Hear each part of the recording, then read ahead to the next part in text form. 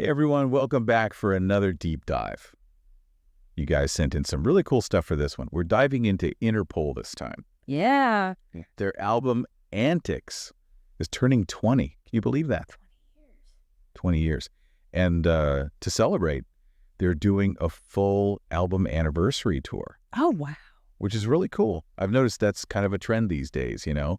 A lot of bands doing that. Yeah. Trans Am did that recently. Mogwai, a bunch of bands doing these anniversary tours. Yeah, it's a good way to celebrate, I guess. It is. It's like this wave of nostalgia. But it's cool, you know? It's cool that these albums that came out like 20 years ago are still so beloved. Yeah, for sure. I mean, it's a testament to their lasting impact. It is. And with Antics, it's interesting to think about where it falls in their discography. I mean, their debut, Turn on the Bright Lights, was such a phenomenon. Huge, yeah. So to follow that up... I bet that was some pressure. Oh, absolutely. That sophomore album pressure is real. But the interesting thing is, they already had a head start with Antics. You know, in one of the articles you shared, Paul Banks talks about how they were already writing some of the material while on tour for Turn on the Bright Lights. So they were clearly on a roll, creatively speaking. Wow. That's really interesting. They didn't waste any time, did they? Not at all. Just riding that wave, already thinking about the next thing. That's dedication. And it makes me want to revisit Antics with fresh ears. It really does. And this kind of leads to another interesting point. There's often this perception of Interpol as being this like dark, doomy goth band. Right. And sure, there's definitely that element to their sound. Some of the articles you sent even kind of play into that image. So sure. But even Banks himself pushes back against that one-dimensional view. He actually says in one interview that he thinks Antics has more light and warmth than people give it credit for.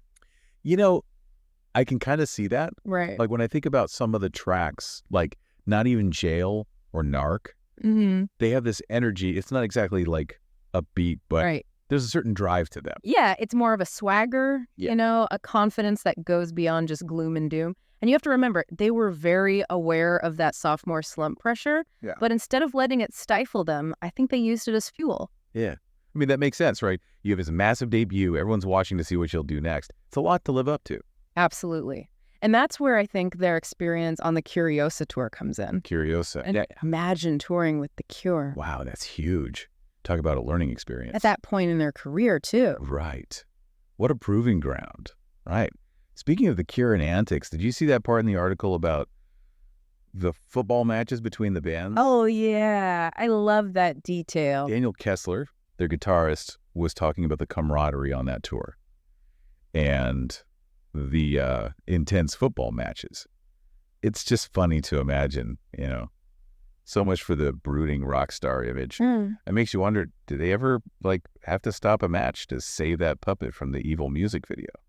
That's Kessler for you. Always a little bit of humor behind the serious facade. Yeah. But on a more serious note, he actually credits that tour with being a turning point for their live performances. Really? He said that's when they really started to own the stage, especially when playing Antics material. Interesting. So it was about finding their confidence, their stage presence. Exactly. It wasn't just about playing the songs anymore. It was about embodying them, projecting that energy outwards. You can even hear that shift in the live recordings from that era. Yeah. There's a rawness, an urgency, but also this sense of control. They knew what they were doing on stage. Wow. They weren't just a studio band anymore. They were a force to be reckoned with.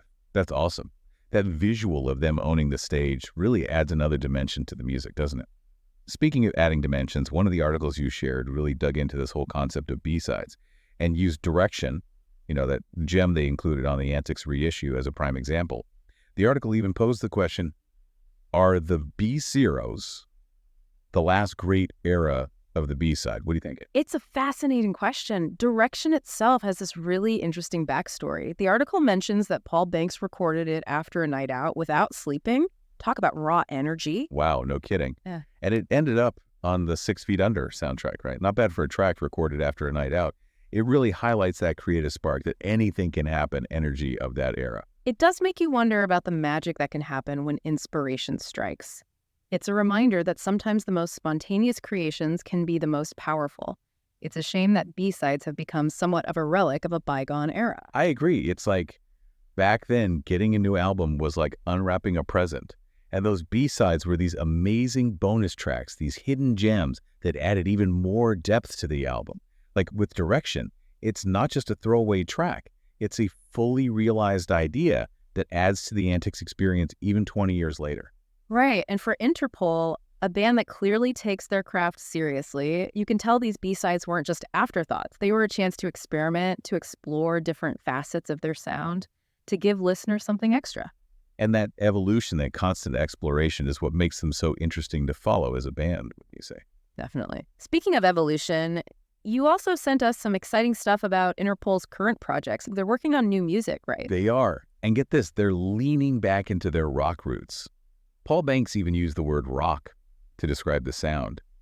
He mentioned being inspired by touring with the Smashing Pumpkins, which, if you ask me, suggests we're in for something with some serious energy. I'm with you on that. The Smashing Pumpkins have this rawness and intensity that would blend really well with Interpol's sound. It'll be fascinating to see how those influences manifest on the new album. It's pretty cool when you think about it. I mean, they've gone from those early tours, really cutting their teeth, to now maybe channeling some Smashing Pumpkins vibes. You know, one little detail I read really stuck with me. Paul Banks splitting his time between New York and Berlin. Oh yeah, those two cities. Talk about musical contrast. Makes you wonder how those environments, seep into Interpol's sound. It's a goddamn New York, that grit, that energy. And Berlin, it's got that electronic kind of underground vibe. opposites. It's almost like they're pulling from these different creative wells, like blending it all together. It's wild to think about.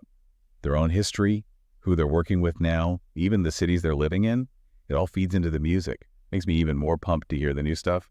You don't always get this much insight into how a band evolves. You know what I mean?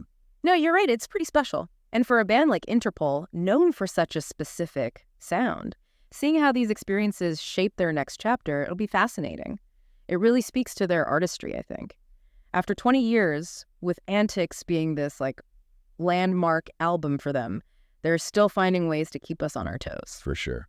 Going back to Antics now, with all this new stuff we've talked about, it hits different, doesn't it? It does. Like you hear those early tracks, and it's almost like you can hear the seeds of where they'd eventually go, those little hints. It reminds you that an album, it's not made in a bubble. It's a product of so many things, influences, experiences, the people they're collaborating with, just a snapshot of where they were at that moment in time.